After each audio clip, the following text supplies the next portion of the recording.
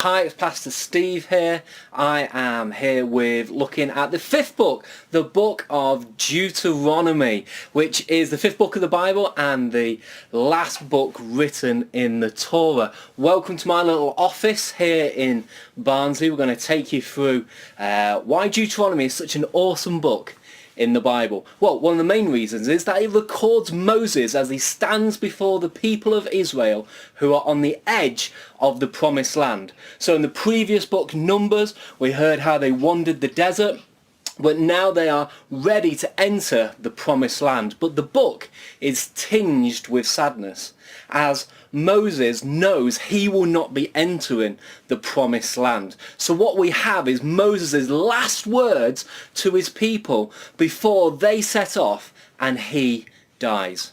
Think about it. If you had an opportunity to write down your last words to your children or your grandchildren, what might they be? This is Moses' chance to pour out his heart to the people who he has led for 40 years. The generation that left Egypt, they have died, and there is a new generation of Israelites ready to take hold of the promise of God. But Moses knew that he wasn't going to be the person to take them there, that Joshua was going to take over, and so he was given this opportunity to be able to speak to the people and be able to pour his heart out to them. So, in the first 3 chapters, it outlines how God has looked after Israel over the previous 40 years. How Israel, at times, have let God down, and how God responded to them with justice, but also full of grace.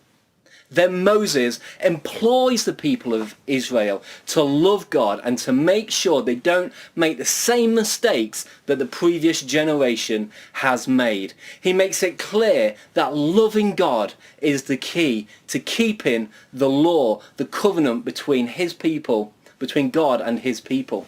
We have that famous verse in Deuteronomy 6 verse 4 and 5 that Jesus quoted in the New Testament. Hear, O Israel, the Lord our God is one. Love him with all your heart, all your mind, and all your soul.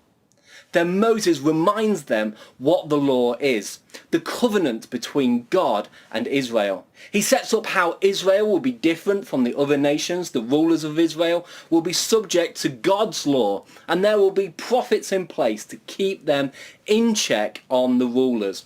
Unlike other nations where kings made the law, the rulers must follow God's law.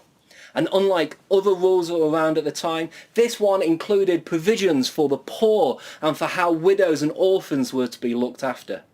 In short, this section of Deuteronomy is all about God's pouring his heart out to people about how much they need to care and treat each other. And then in chapter 27, at the end, Moses is pleading with the people of Israel that he knew were about to enter this promised land. This land where there would be very different cultures and they would be worshipping all sorts of different gods, that the people of Israel needed to stand strong in the face of temptation.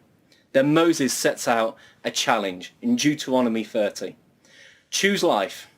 Choose God's way. If you do it God's way, it will go well for you. If you don't, disaster will strike. This is what it says in Deuteronomy 30, 19 to 20. This day I call the heavens and earth as witnesses against you, that I have set before you life and death, blessings and curses. Now choose life, so that you and your children may live, and that you may love the Lord your God. Listen to his voice and hold fast to him. You can really hear the sort of father heart of Moses in these words. For the Lord is your life, and he will give you many years in the land he swore to give you, to your father Abraham, Isaac, and Jacob. That's found in Deuteronomy 30, verse 19 to 20. And you know, we have the same challenge today. Do we want to honour God or not? Do we want to seek first his kingdom and make him our king? Or do we want to stay in control and do things our way? Right now, in your life, Is God king?